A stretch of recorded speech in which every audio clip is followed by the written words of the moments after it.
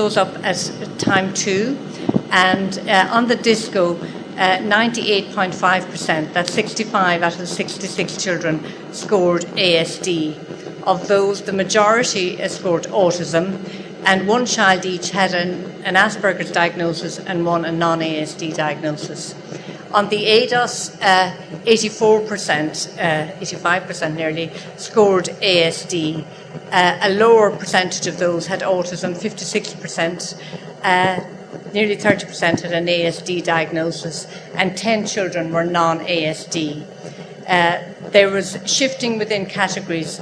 Some of the children who had an atypical autism diagnosis, for instance, at time 1 of the DISCO, became autism at time 2, and there were other shifts which we can talk about at discussion if there's time.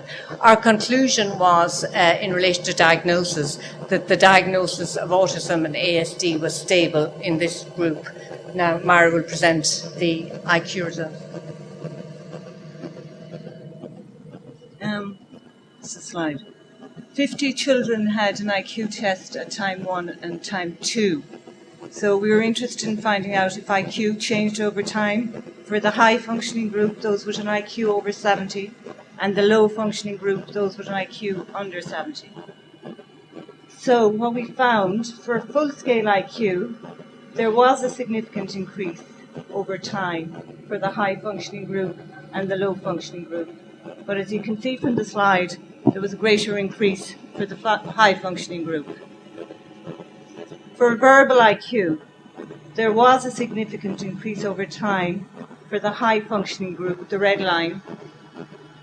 And also, interestingly, there was a significant increase in verbal I.Q. over time for the low-functioning group. In relation to performance I.Q., there wasn't a significant increase for either the high-functioning group or the low-functioning group, and this would be in keeping with previous research. So finally, what are the clinical implications of our study? Well, we had a number of questions. One is the limitations of the tools. For instance, on the DISCO, if you've ever scored in autism or ASD, you're always going to score. So that's an issue to be considered. With the ADOS, even those who didn't score at time 2 on ASD were felt clinically they still had significant difficulties in communication and socialisation, and perhaps DSM-5 is going to address that. So there were the within category changes, as I alluded to, and then there are resource implications. In a busy clinical setting, doing DISCO and ADOS on every child who's got a complex developmental delay presents a lot of challenges. Thank you.